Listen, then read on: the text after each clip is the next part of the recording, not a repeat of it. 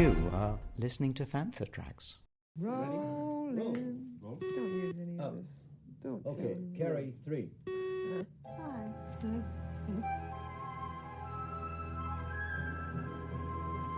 They love you. You know. This is Princess Leia Organa. You're listening to Planet Leia. Permission is granted to land on Planet Leia. Brought to you by Fantha Tracks. Here are your hosts, Clair Henry and Johanna Nybelius. Well, hello and welcome to the latest episode of Planet Leia. My name's Clair Henry and I am joined by my wonderful co-host, Johanna, Lindén, Nybelius.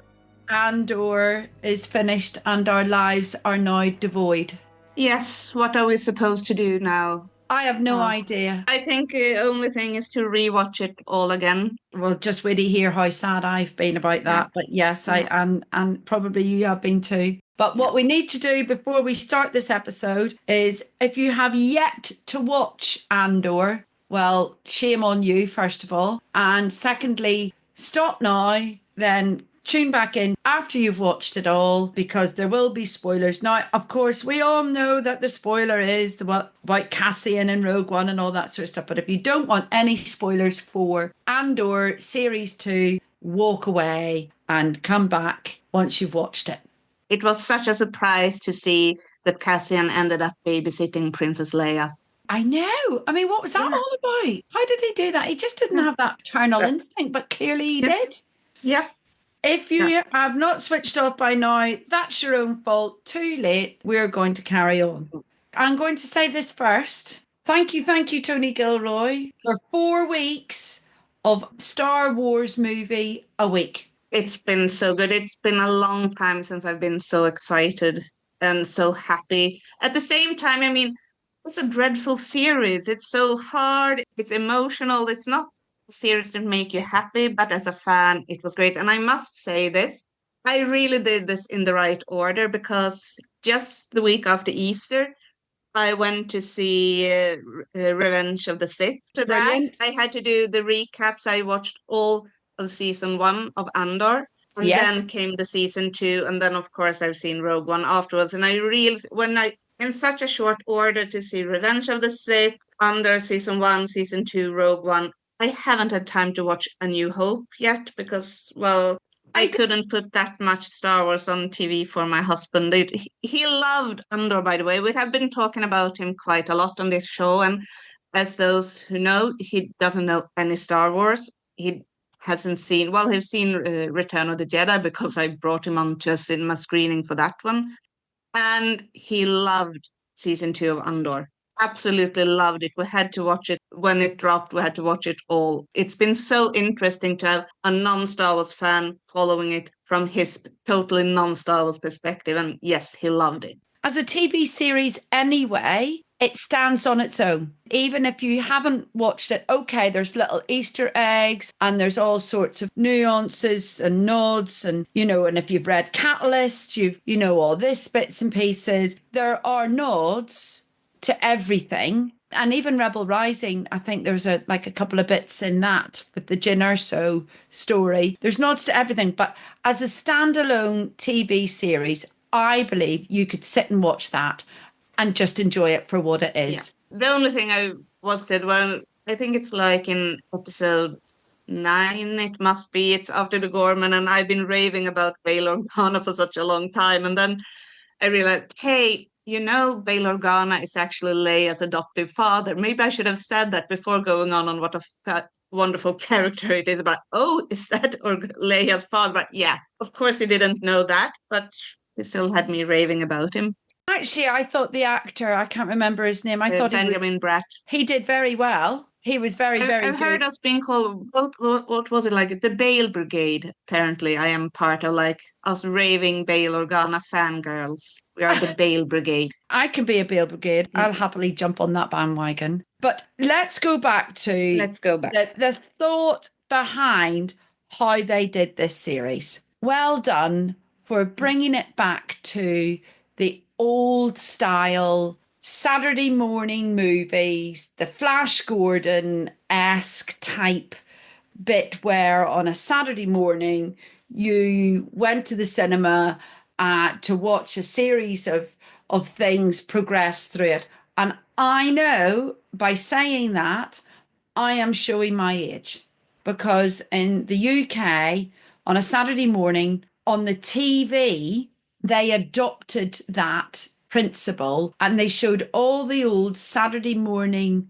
movies. So your Flash Gordons, your Tarzans, all those sorts of things. And that was what one of the, I know that from listening to interviews with George Lucas, that was one of his influences, was that Saturday morning Western sci-fi style movie on a Wednesday morning. And I was really lucky because I do not work a Wednesday.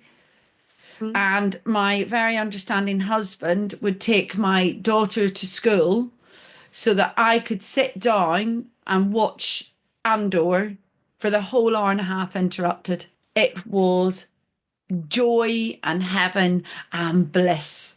It was so great. And I will say this, some of the geniality with Andor is how it's such a good bridge. You could see like episode for episode, and especially from episode 7, when they start really getting tough on Gorman, all the aesthetics are getting more and more like the Empire we know from A New Hope and Return of the Jedi. You see the chunkier, the edgier, more 70s aesthetics, and you see it building up from the beautiful Art Deco inspired prequels. And then when we come to the last 3 episodes, when I first saw them, they were quite different in tone, I felt. I mean, Yes. For me, the climax of the series is episodes 8 and 9 with the Gorman massacre and then Mon Mothma's speech. And I thought, really, what are they going to do? It's going to be a quite slow episode 10, 11, 12, just to put all the pieces in position. Instead, we actually get a feature film. The whole story is about how Clair and her actions around Luthen Rail and getting her out. And when I saw Rogue One, I realized that is what you really needed, because a lot has happened, but it's still been fairly slow in character has developed. And then in the last 3 episodes, you get a film so that you don't feel that Rogue One is too stressed, because it's a film. They didn't have a whole series. They were having to get everything in within 2 hours. So in that way, I think it's such a brilliant bridge to start changing the tone and leading into now it's a film. And there are rumors that they are cutting some Andor episodes in to make them into feature films to show on the cinema. And the last 3 episodes going to work so fine as a double feature going straight into Rogue One. Absolutely. So how did you watch it? Did you watch it 3 episodes each week, one after the other? I started out like that, and that was interesting once again with my husband, because when the first episodes hit, I saw them straight through. We are living on separate places, but then I went to his place and he couldn't handle watching them all at once because he felt there was so much that he needed to think about and to process. So in that way, we had to take one episode, and then now we have to stop until we can see it. And I realized we are very different when we watch, because I just wanted to devour every single episode in that one block. I was doing that. So I watched episode 9, and then I watched Rebels. I did that as well. I had to go and watch Rebels, and our listeners know we are not big into cartoons, but really you had to go in and watch the episode. You had to watch it because they said, didn't they? Because I thought to myself, oh, right, he's rescuing her, but I know that Mon Mothma isn't transported by him. He's transported by the ghost. Okay, how's this going to work? So then I watched it, and actually, although they were quite separate episodes, but they did link them well, I thought. I thought they did okay with that. They did okay. It's a different speech she's holding in the Senate. Yes. But it has to be, and I think the speech in Andor was a lot better. Oh, absolutely. It was superb. Yeah, it was superb. And then I went straight from, as Cassian is walking past and Mon Mothma's sitting having her cup of coffee and they're all getting themselves ready. I literally went straight into Rogue One. And I think that was at about 10 o'clock at night, 9:30. No, I'd watched the first episode in the morning. Then I thought, no, let me go and do the things that I said to myself I was going to do. So then I went back and I watched them all again. I watched all 3 episodes. Then I went straight into Rogue One. That would have been about at 9:30 at night. And then I went straight into A New Hope. And I went to bed. I think it must have been about 2:45. Woke up, went into school the next day, and I just said, nobody speak to me, nobody talk to me, don't engage. I need to sort myself out here. I have had a very late night. And they were like, oh, are you all right? You're all right. Yeah, it's fine. I'll just watch Star Wars for 12 hours. And they were like, oh, okay. And then Marcus came home on the Thursday and I did it all again. I didn't watch New Hope. I'm actually thinking about how I want to relive this experience. Now, of course, you can't do it because now we have seen it and it's not the same to watch it a second time. But I'm actually thinking about maybe starting like a cycle and maybe having my husband doing it as well and do the thing I did now with watching Revenge of the Sith, then Andor season 1, 2, Rogue One, A New Hope. And I actually I saw a discussion on the internet. And I love that someone now said that from now on, he will actually call Revenge of the Sith, Andor, Rogue One, and A New Hope for the Stardust trilogy. Oh, that's a great name. Yeah. I love that. It was my birthday at the weekend. And for my birthday treat, my husband went off cycling because it's also his birthday. So he went off with his mates cycling for the weekend. And so I watched then, as we shall now call it, the Stardust trilogy. I didn't do Revenge of the Sith, but I did do the whole of Andor again. And I did Rogue One and A New Hope. And it was just joy. Hi, I'm Duncan Poe, and you're listening to Fantha Tracks. Let's go into the characters then. Yeah. Who do we start off with? I mean, they are all so great, but sorry, the whole season belongs to Mon Mothma and Genevieve O'Reilly. 100% agree. She deserves some kind of heavy award for what she's doing in this series. It's so great and it's so good. And yes, her costumes are gorgeous. I fear that you're going to be coming up with another new Mon Mothma costume. Maybe I have an aim for what I want to wear for Comic-Con in November, yes. And it's Mon Mothma. I might even have started a Mon Mothma costume group on Facebook just to gather research, and boom, I started and like, oh, it has now more than 100 members just who want to discuss. Good grief. Yeah. Good grief. I'm not surprised because, as we talked about, the costumes per se in the whole of Andor are truly magnificent. I also like Eurovision's song contest, and it was very interesting to see. I think this is why the fashion in Andor resonates, because you do see from the Senate and the Shangri-La scenes that they are using a lot of pleated fabrics, and they did that in Eurovision as well. So it is a fashion trend now. That's probably why it resonates so well with us to see all these pleated fabrics. Yeah. Well, yeah, it's gorgeous. And I will say this, the biggest challenges will be to find fabrics for some of the costumes, but I have picked the costume I want to make, and will start out as one of the more simple ones. It's the one when she's holding her speech in episode 9. And she has this beautiful coat, and that will be very hard to find. The blue coat that she drops. Yeah. It's sort of like a teal colour, isn't it? Yeah, and it's be beautiful. So. But that's the best thing. For most of the episode, she's running around without the coat. So I can do the costume without the coat until I find the perfect fabric for the coat. Yeah. And then, of course, she switches to Andor's coat, which is also good looking. So it would be fun to do both coats for that outfit, but start off with a more simple all white. It's a turtleneck with pleated satin, some kind of wool vest, and a very practical pair of pants. Almost like a palazzo pant, weren't they? Yeah.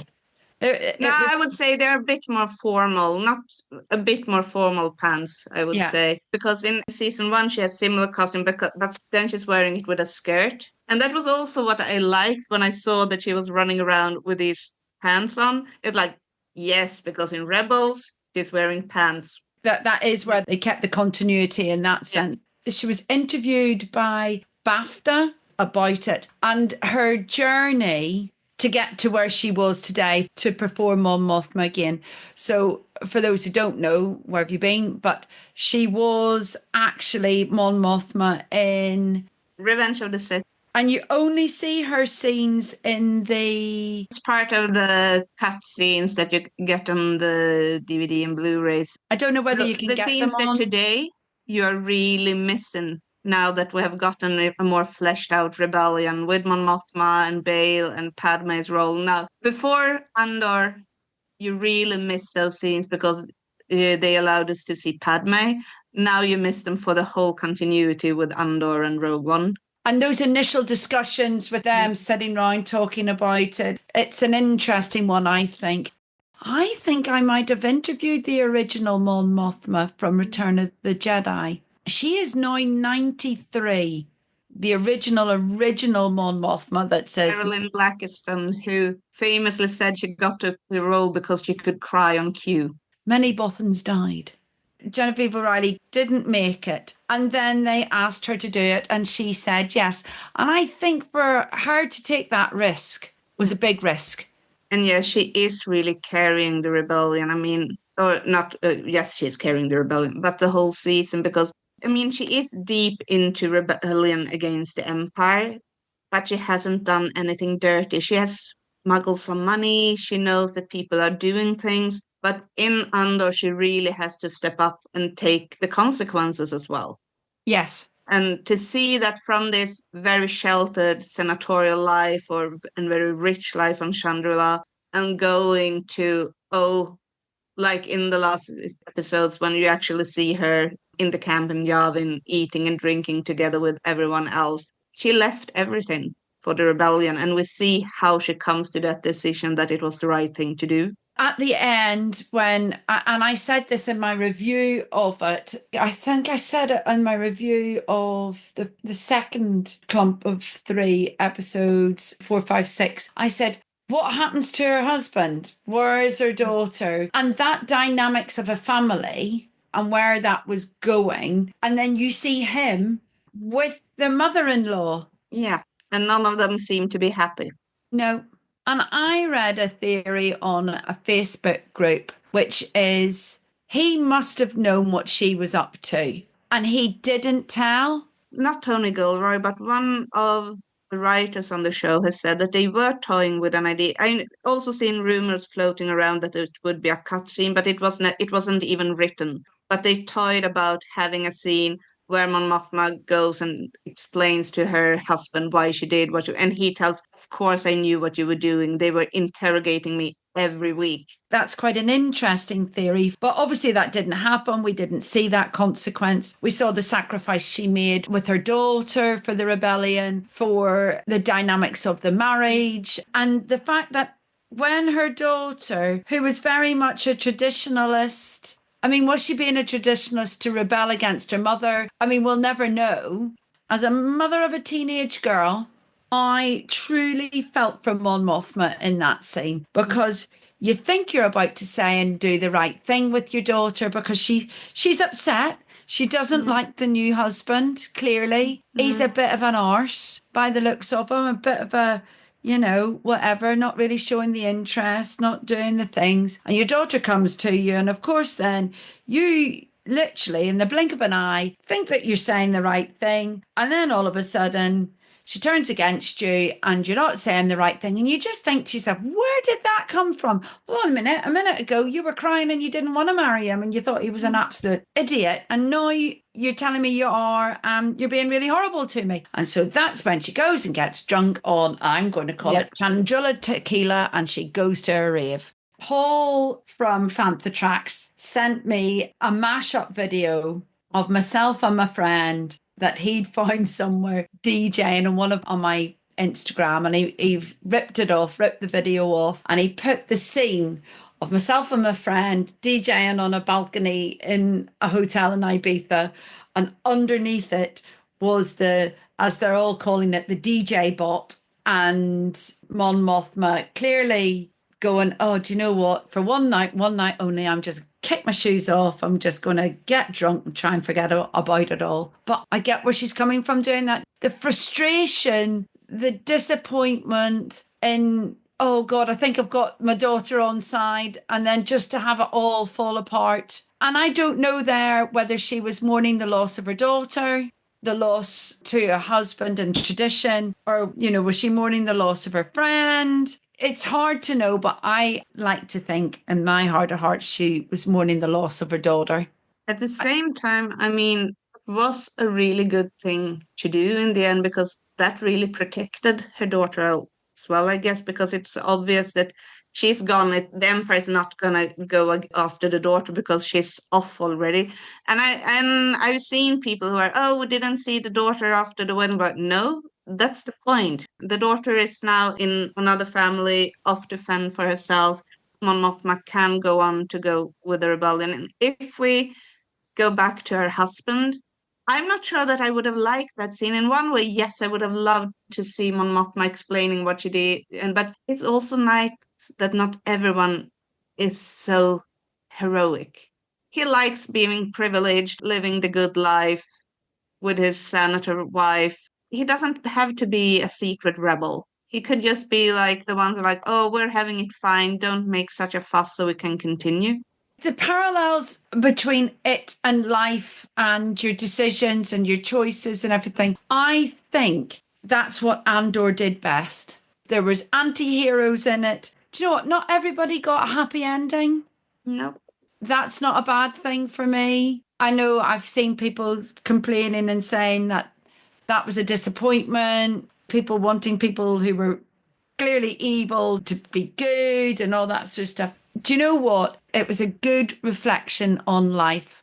Mon Mothma's story with her cousin and everything, and her cousin losing her partner. And when you think, yes, they are finally together, they can be rebel together, and like, no. And she doesn't go out in an heroic way either. She gets shot by one of her own. yeah, It was supposed to be a quick, simple job without any guns. that shows you the realism that I think Tony Gilroy and co brought to Andor. I know you have to be very careful about politicizing anything, but I think that the parallels of Andor and World War II, and I know that that was George Lucas's influences as well, and they brought those to the fore. You could see that journey. And I think if we're talking on a general theme, what Andor really did was to show why the Empire is evil. I mentioned this in my first review. It shows that the Empire is evil not because Palpatine can shoot lightning through his fingers and Vader has a cool red lightsaber. The Empire is evil because the bureaucrats have no problem discussing genocide over a cup of coffee. That's what makes the Empire evil. That it's so easily... It's easily dismissed, and the actual plotting of it all. You know, when they're meeting about how to desensitize people to the cause on Gorman. And there, of course, you have Cyril's mom, Edie, who we see as the one who's getting all this propaganda and how she's talking about Gorman all the time. And you see that the propaganda is working, like, it's just propaganda, but it works on her, just like it worked for so many people. And I will say this, after the Gorman massacre, when Cyril is dead, you actually had a lot of sympathy for her when she's sitting there with two friends in the flat and she's hearing about the massacre. And she was a character that how you disliked her. Yeah. But when she's sitting there in the sofa, you felt sorry for her, which is once again why the storytelling is so great, because you did get emotional even for the evil characters. You liked them, even if you hated them and they were evil. Let's talk about the dinner party from hell, can we? Let's have a little fondue and let's invite the mother-in-law around. I'm not that brave with my mother-in-law, as Dedra was. No, I would never be that either. It's like, oh, that was tough. That was one of the more tough scenes because it was so like, it was like hearing, nails on a chalkboard, the whole conversation. And like, oh. I thought that they did that whole dinner party, awkwardness, and all the rest of it. I just thought it was brilliant, just sublime from start to finish. And the fact that Cyril walks away because he's had enough of his mum, absolutely hilarious. My husband does that with his mother, leaves me to stand and talk to her. Do not get me wrong, I love Myra Henry. She is an absolute trooper. She is 93 years old and she can do whatever she wants and she can say whatever she wants because she's 93. That's why I liked Andor, because I could relate. The relationships were relatable. The Mothmas and their relationship as a family, particularly the teenage daughter, I could relate to. I could relate to the mother-in-law, not in that my mother-in-law is an old bag like Cyril's mum is, but just that whole dynamic. You can understand it. You can see where it is. And then let's talk about Cyril and Dedra. What a couple. I really like them. And if we go back to that dinner, though, yes, and Cyril, Dedra was such a fascinating character. And in that dinner scene, when she's talking about how parents were criminals and how she grew up, I grew up in an imperial kinder home, I felt like this is Javert from Les Miserables. And I'm more talking about actually the book version, not the musical version. Yeah. Because then you get more into detail to his background. But then I felt like, is she really the Javert? So I was really interested in to see her story arc the whole season. How was that going to follow? In a way, it was like, no, they've split the character of Javert between Dedra and Cyril. Because he's the one who's conflicted, but she has the background. Because it's obvious that he is conflicted. She isn't conflicted about... She doesn't like that she's in charge of Gorman, but you're never sure if she doesn't like it because it's a bad thing to organize a massacre, or if she doesn't like it because it keeps her away from Axis and that investigation. And I felt that she felt there was a loss of control. She wasn't in control on Gorman. It was the Imperial officer who was running the shop, and she didn't like it. She wouldn't have done it the way perhaps he did it, but there was the bit at the end when she was in the communication room and she broke down. She broke down. Or did she break down because of the innocence that was lost? I mean, it was completely calculated, let's shoot one of our own, make him the sacrificial lamb to get this ball rolling. But that was also, I guess, what Cyril had brought to her, both of these very emotionally handicapped persons. This was the first time she had actually felt personal loss because she hadn't connected to anyone until she met Cyril. And I'm assuming they got together because he rescued her. Oh, to have them in front of a psychiatrist talking, couple therapy. Why do you like each other? Well, I'm obsessed by her and she's a bit like my mother, controlling, but she's the ideal version of my mother. She clearly loved him because she kissed him. Yeah. Finally, awkwardly, but finally they kiss.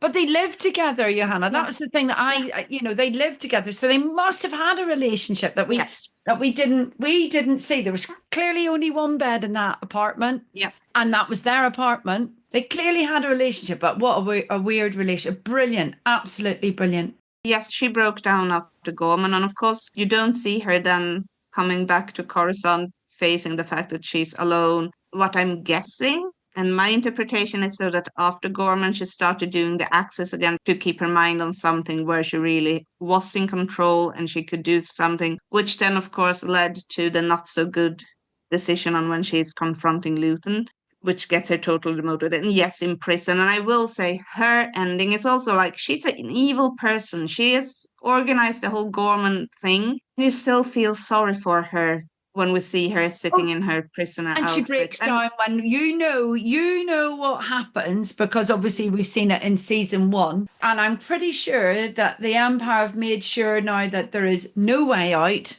Not one way out. There's no way out of there anymore. And I think she knows that. And she's trapped there. And that's also so poetic. I mean, she started a life in the care of the Empire. And I know people have discussed here as well, but it couldn't have been in the Empire. It must have been the Old Republic because she's old Dada. But anyway, when she grew up and left the facility, it was an Imperial facility. Yeah. And it's easy for her to say. So she started a life as a nobody in the care of the Empire. She tried to please her parent, if you can call the Empire that. It was the parent that she tried to please in the care of the Empire, but again, as a total nobody. And we know what will happen, and we know what her existence is like on that prison. But I did notice that there was somebody in her cell with her. If you look again and watch the scene, there is somebody sleeping above her. What goes around comes around. And what goes around comes around in many respects. The fact that she was cared for by the Empire when she first started in an orphanage, and then she finishes up almost in an adult orphanage, doesn't she? And she'll be the one producing all the bits and pieces for the Death Star Mark II. If she survives, if she doesn't kill herself before that.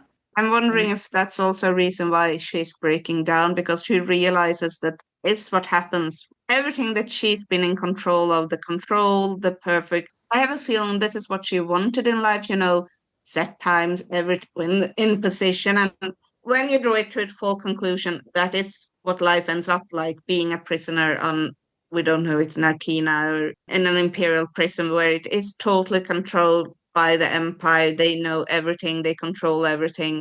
And yes, she has worked for the Empire to become that entity and that treats people like that. And now she gets to feel it.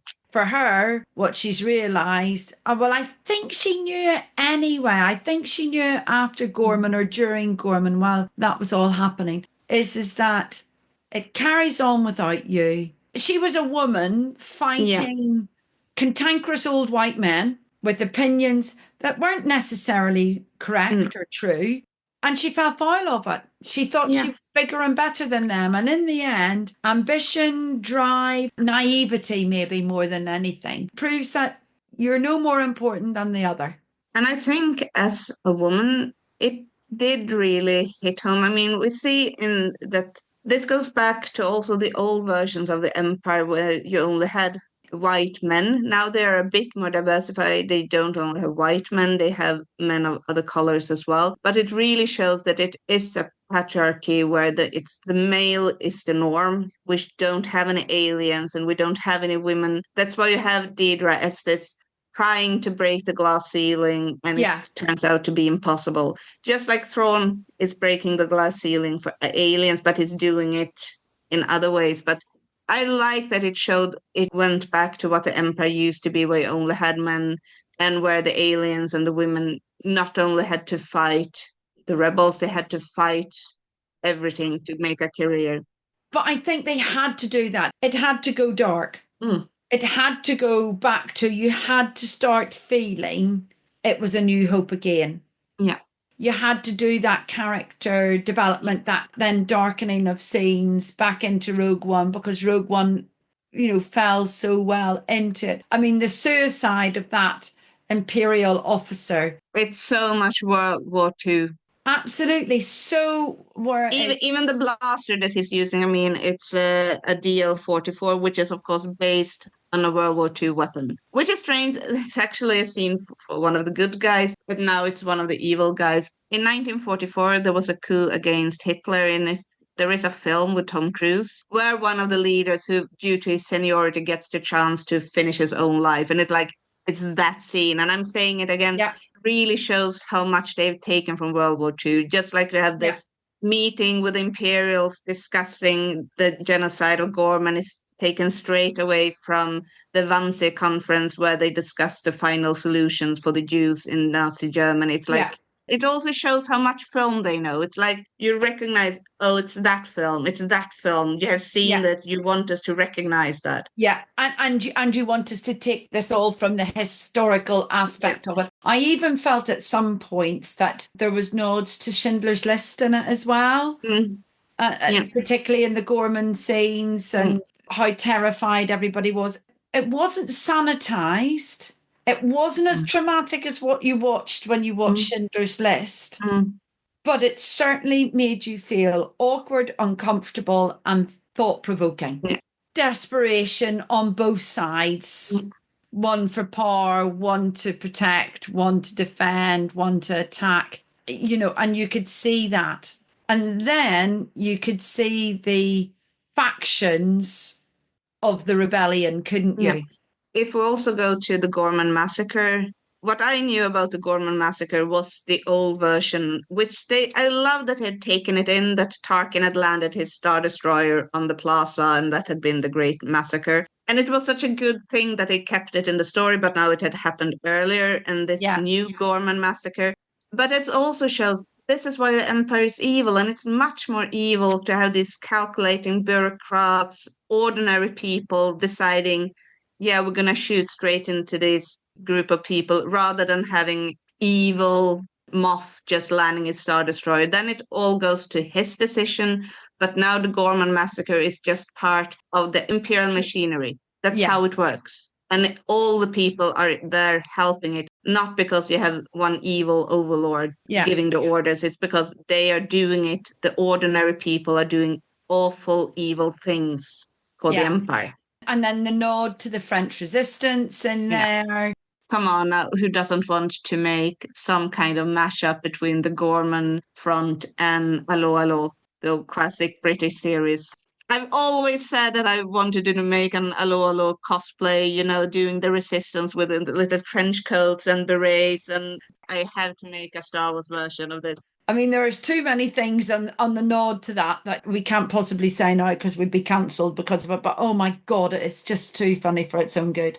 And we should say here that for our listeners who are not in Europe, Allo Allo never hit in the US. They didn't understand the very special European humor. I love it.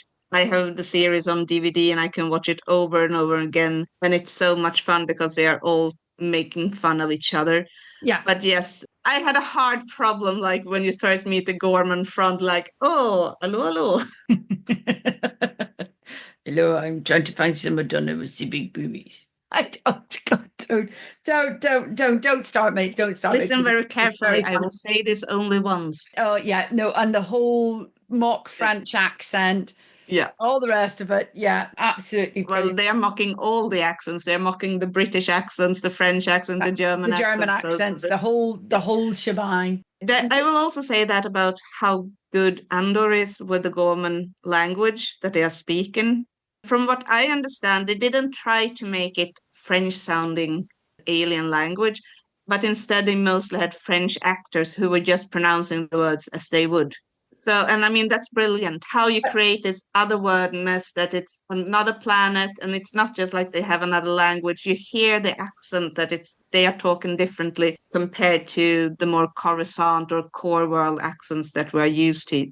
The other thing is, and I don't know whether you watched this or not, and I don't know whether the writers did this deliberately or not, but obviously the Gorman trade is the spiders that create the fabric, and clearly this is like a fashion world or anything. I don't know whether that is also a nod to the French haute couture in World War II. And this is actually an ironic thing is that the actor who played Christian Dior is also a Krennic. It's incredible. And I don't know, and I would love to ask that question because I don't think anybody's asked that question. Is that why they chose the Gorman trade to be haute couture and expensive fabric and stuff? I don't know. But if it is, that just proves again, doesn't it, Johanna, that thought has been put into this. I just assume that, like, yes, we want to give another flavor. Let's make it French. And what do we think about when we hear about France fashion? Yeah, it just for me is so fascinating. The care and attention to it all is incredible. For everything in one location, daily news, reviews, interviews, podcasts, video, and social media feeds. Bookmark FanthaTracks.com for Star Wars news 24/7, 365. Is Clair the start of the rebellion? Luthen getting PTSD and that shell shock, and then him discovering Clair. I would actually say no, because eventually someone else would have stepped into the role of Luthen. What we see here, especially in the first arc when Andor crashes on Yavin and he gets these Maya Pell useless rebels who are only fighting between themselves, and we've had in season 1 as well, talking about Krieger, Saw Gerrera. there are so many factions out there. You have Mon Mothma as well, trying to get money to one group and to another group in helping them. But Luton, he was the core. In that way, yes, Clair is the reason why he fights. But Yeah. I think eventually they would have had to unite anyway. But it happened so early because Luton had started rebelling so much earlier than we see. I just find it interesting, all the different connotations of it all. Was it just they were the most successful? Their network was successful. Was it their network was the one that pulled them all together? But then, as you see, Andor leaves their network, doesn't he? And goes to Yavin and doesn't hear from Luthen until they get that Morse code message, so to speak. And Claire, of course, in season 1, you had to think, yes, she was the communicator, she was the assistant of Luthen, but she really stepped into her own as well. And especially in episodes 10, 11, 12, I mean, when she's doing that break into the hospital to kill Luthen, and we get their backstory. At the start, I'm not going to lie, naively, I thought she was going in to try and rescue him. I never thought that because then I thought, oh no, she's not. No. And she knows that he knows that she will do this. One of the best scenes, and this comes from my husband as well, is the scene on the Skolden party when they are reading the codex. Yes. And she's trying to get that listening device out. That scene is so intense.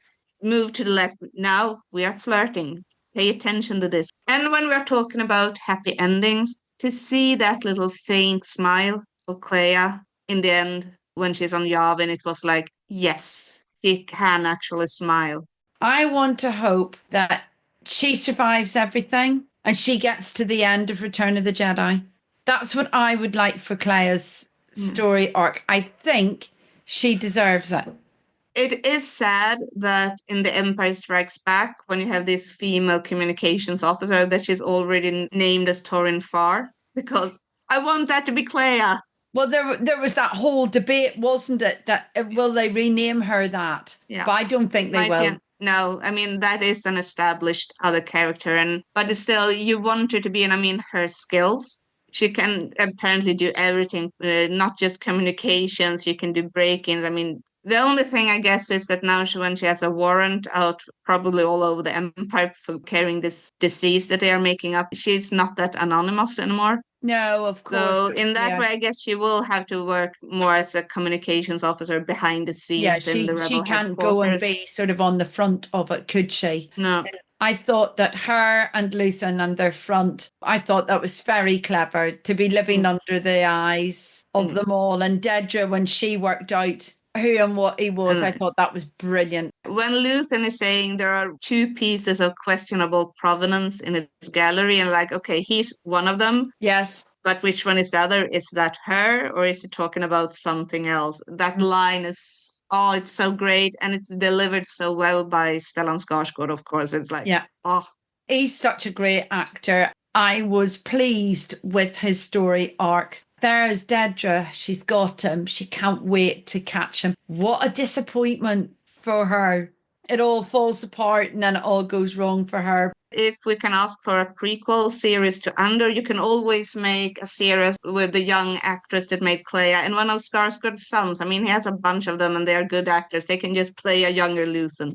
Let's move on to Andor. Andor is the key. Just like in the series, you have Luthen being the one connecting all the pieces of rebellion. I mean, Cassian Andor is his agent. He is the one who moves the pieces to actually make them into a position where they can start talking, where they will be in the right position. You will go into Rogue One and to actually form proper rebellion. So, I mean, he is the agent that makes it all happen. And he is the reluctant hero. And he always was, starting off with his reticence to doing anything and being that wide boy and that bad boy at the start, and then progresses on to this unsung hero who nobody really will ever understand.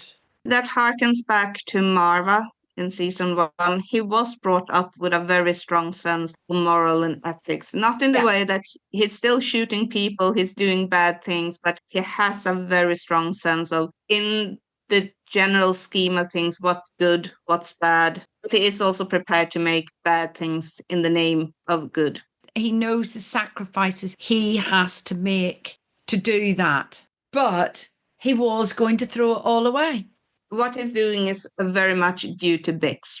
He wants to protect her, he wants to be with her, and then when she leaves, he has nothing else to do but, okay, I have to do this for the rebellion. I have nothing else. She said to him, I am doing this so that you can carry on. Was it the cook? That Force healer. Yeah, but I think her job in the camp was she was a cook. Yeah. I think that's what she was, because he made some sort of derisory comment about it, didn't he? And then she speaks to him again later on, or she sees him later on in the series about it. There is your nod to the Force being talked about in Star Wars, because it's not really mentioned. And that's also, once again, why Andor is such a good bridge. Because in the first season, you don't hear anything about the Force. You get this Force healer. It's not a Jedi. She only knows that she has some power. She can't explain it. She can't control it. She says it herself. Sometimes it even works. So most of the time it doesn't work. Yeah. Then you start actually hearing people say, may the Force be with you. So you realize, okay. Bail Organa said it first. Yes, it was Bail Organa who actually says, may the Force be with you. And you realize, I mean, he was hang around a lot of Jedi in his time, but for ordinary people, the Jedi is really folklore, hokey religions, mystic space wizards. They have never met them. If they grew up or were old enough to grow up during the Old Republic in the Clone Wars, the Jedi, there were so few of them. We are used to seeing the Jedi as the main characters, but realistically, for most people in the galaxy, they would never meet or see a Jedi. And here you have some kind of, okay, it's folklore, it's strange stuff that they can't explain, but you need this bridge then with Bail Organa, may the Force be with you, because in Rogue One, you start seeing what the space wizards can do with Darth Vader. Yep, you can see the whole story arc of it all. Yeah. It's a bridging gap between the two that we needed, and the fact that it identifies Cassian puts that little bit next on to what Rogue One brings. With Bix, when she recorded this speech, I was so sure that she was going to kill herself, and that would be her decision, that he would find her dead.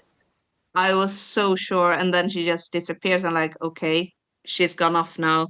And then you see the totally final scene where she's standing back on Minaral in that field with a child. And I will say, it's a bit cheesy, but with all the people, yes, it was a good cheesy. It's like, I'm fine with it. It was cheesy. That was one of few easy ways out. But after all the people that we've seen died, the people we've seen that we know are going to die in Rogue One, to just get like, yay, there is a happy ending. Also with Bimo, who got a droid friend.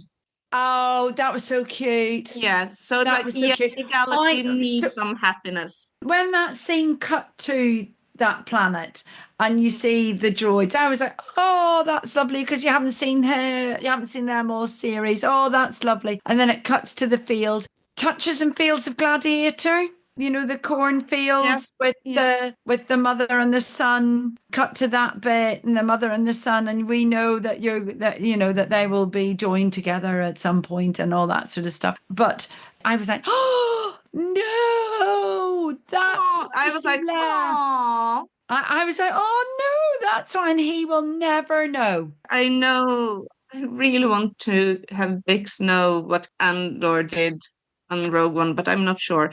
But I'm sure that she will know that when he dies, I mean, I'm pretty sure that she knew that he was not going to survive the rebellion, despite saying that I will find you afterwards, because she knew, no, it won't happen. She will know that he died as a hero, doing something important. Well, I don't know, because there was the bit where... Well? Yep, it says to Cassian, you should go and find her and see her. And he says, I hear she's fine.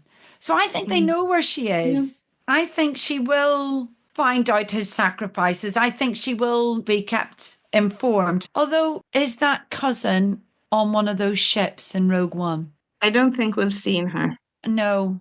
And I mean, she is not a fighter pilot, so I'm guessing she was not part of all the ships that went to Scarif in Rogue One. No, but she was training Melshi and all that. But since we didn't And she was also saying that she was getting reckless. So I'm thinking that no, she is holding back a bit, staying back on Yavin. Yeah. She will be there. But of course, I would love to see a comic or a novel about Vel as a rebel commando doing basically what Andor did now, but on her own. And she Yeah. can do it with Clay as well. Have them team up and do rebel missions together would be really fun to read. We'll hark back to Full Metal Jacket and all those sort of Vietnam movies. Because then I think that that's where Rogue One differs from Andor, is that feel of this was World War II. World War II, but and then Rogue One is moves, Vietnam. And it moves on to that Vietnam feel about it. So there's that shift again in that feeling of the films and the desperation, because as we know, Vietnam wasn't the success it should have been, and or the government at that point wanted it to be, and whatever. And seeing them train through the forest as Cassian is leaving to go on his mission before they all meet up to go to Scarif. It was fun that they brought back some other characters on Scarif that you see them training in the background. Oh, brilliant. Absolutely brilliant. I was looking at them all thinking, oh my God, I know exactly what's going to happen to you. And I know that Gilroy did do stuff with Rogue One as well. So, I mean, it was easy for him in that sense. But it was nice the way that in a lot of interviews, Genevieve said about Gareth Edwards and nodded to him about the complexities of shooting Rogue One and all the movements and all that sort of stuff. But yeah, I thought that was a brilliant nod, and Mark seeing Melshi and everybody training. And Pow, my favorite alien with big mouth. Oh yes, I always liked him, so it's like yay, we saw him in the background. It's like yay, we did him there. You're going to die soon when you see him. Yeah, exactly. I'll tell you what, you're not going to make it to the end of the next film. That's all I'm going to say, people. Hi, this is Guy Henry, and you're listening to Fantha Tracks. Enjoy.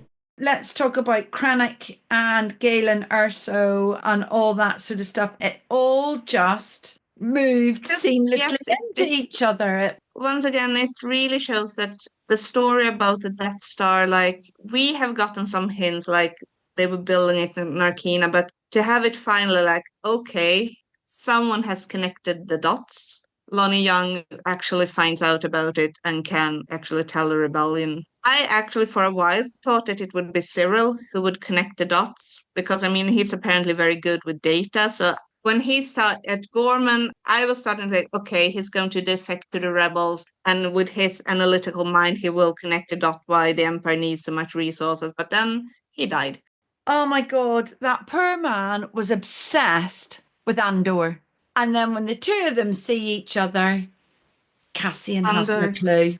No, he hasn't. He hasn't a clue. And all for however many years that Cyril has been looking for vengeance, a bit like when Dedra finds Axis. Pointless.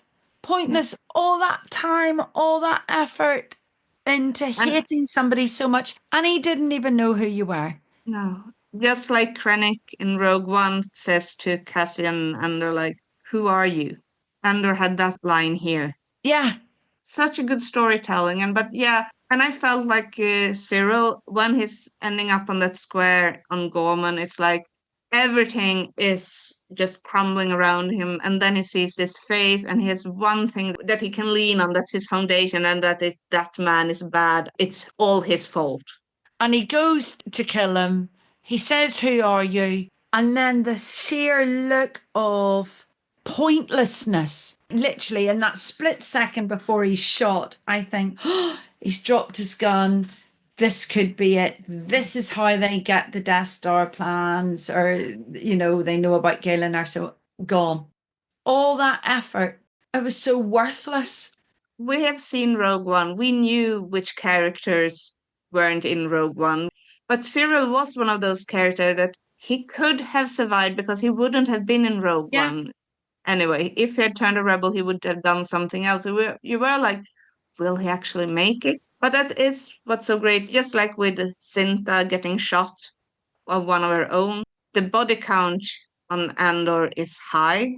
Yes. But it's still so unexpected. It's not like if you compare it to Game of Thrones, where in the end it was like everyone dies unless they have very strong character shields. Here it was like you never knew who was going to die and how they were going to die. You couldn't predict who was going to. Yeah. Never had predicted how Luthen would end up. That he would die, yes, but I was sure that he was going to go out in some kind of self-sacrifice bang, like blowing up his gallery and half an Imperial squad with him or anything, that he just ends up on a hospital room killed by his adoptive daughter. Would never have guessed that. So clever. The other thing that I was just thinking about there when you were saying, and the high body count, it was the guy who wrote the manifesto in season 1, who released him reading that manifesto that permeated throughout the galaxy, which that Imperial officer had only heard for the first time basically before he killed himself. Who released that? Was that Cassian? Must have been, because it was to Cassian that he gave his memoirs to. Great storytelling, great link backs, and great links forward again. You could see it all. And I think we're going to come back to it. I just had to talk to you, Johanna, as soon as I saw it. Yeah. And that's what I kept putting in my reviews. When you listen to Planet Leia, you'll hear more about my thoughts on this. And when you do this, and you'll hear my thoughts on this. I definitely think we need to make a focus episode on Mon Mothma, her whole story arc from Revenge of the Sith into Ahsoka. We need to talk more about Mon Mothma. I think that's a good episode that we could definitely talk for at least 2.5 hours on. That little role in Return of the Jedi is now like one of the best characters in the whole Star Wars universe. And a linchpin to it, which is even more incredible. My hat's off to them all. We can only say thank you and be grateful for this content. I'm obsessed. It is my Star Wars. It is my type of thing. For me, it's the grown-up bit that I needed. I love all the other stuff, don't get me wrong. I love Ahsoka. Obi-Wan was absolutely brilliant and all the rest of it. But I'll still rank it as Rogue One is definitely up there in my top 3. And Andor, both series are definitely my new, well, not my new, but my top program. As I said, I will start calling... I always, since Rogue One came, I have seen talking about the intertrilogy with Revenge of the Sith, Rogue One, and A New Hope. And now I will definitely see them as one. And when I see them, I want to get in. Now it's a bit hard to get 2 full seasons in between Revenge of the Sith and Rogue One, because that takes a lot more time than just watching a film. But we have such a great intertrilogy now with an added TV series. Yes. It is perfection for me, and it gave me everything that I wanted it to be. I am quite sure somebody's going to come up with another sideline off it at some point. I hope there'll be a sideline book or something. There will be, and so many comics. You can get all these small adventures that are very good for comic stories. And I really hope next year Rogue One turns 10. That we will see a re-release, and hopefully with a feature film of Andor first and going straight into Rogue One. I will be the first in line for that. Oh, absolutely. I'll be there for that. But I mean, watching Revenge of the Sith on the big screen again, I know I did them all before Christmas because they released all the original trilogy on there. And I am gutted that I'm not going to see. I tried to get tickets for the original Star Wars at the BFI this week. They're showing it, not the special edition. They're showing the original, proper, dirty, old, hashed up original Star Wars. This for me is just, the circle is complete. I'm sure they'll make something else that'll make me, say that's not true. But at the minute, perfection. Now I am complete. I am complete. Well, on that note, I think, Johanna, it's time to say thank you for this evening, and thank you for listening into our ramblings. And yes, there is still a lot to talk about. Back when Revenge of the Sith had a premiere, there was a very famous Swedish journalist who wrote a book about fans, and he did a whole chapter about me and my Star Wars friends. Actually been doing an interview with him last week about collecting and collectors. So for 3 hours we were together with one of our friends in a garage I was talking about everything, and he wanted to be like, can't we hang out on Comic-Con and we can film you? No, we have to have fun in Leksand so no one thinks about going to Comic-Con. Oh no, I am going to a burlesque Star Wars show. Oh, great fun. What am I doing? I want to hear all about it. What am I doing? I am going with Mark, Paul Naylor and Carl and Martin Keeler, and we're all going to some theatre in London to see The Empire Strips Back. I want to hear all about it. What have I let myself in for? Oh God. What on earth do you wear to a burlesque Star Wars show? Sequins. Sequins and my Star Wars boots. I would have worn my Kanken Trooper outfit, at least parts of it. I think Which I there's also would have worn if I had met Ewan McGregor. I would have gone in my Kanken Trooper. Oh, that would have been good. Oh God, Johanna, wish me luck. And I will tell you all about that the next episode. Email radio@fanthatracks.com. Head to links at fanthatracks.com for links to our social media feeds, Fantha Tracks TV and Fantha Tracks Radio. Thanks to James Sample for the Fantha Tracks intro and our Planet Leia opening music, and Mark Daniel and Vanessa Marshall for our voiceovers. New episodes arrive on Fridays at 7 p.m. UK time as part of the Friday night rotation, and our weekly video show Good Morning Tatooine goes live Sundays at 9 p.m. UK time on Facebook and YouTube. And remember, Fantha Tracks is absolutely free, so it costs nothing to stay updated on all the latest Star Wars news. Tune in to our next episode, but for now, we love you. You know. Coming up next on Fantha Tracks Radio, it's Making Tracks.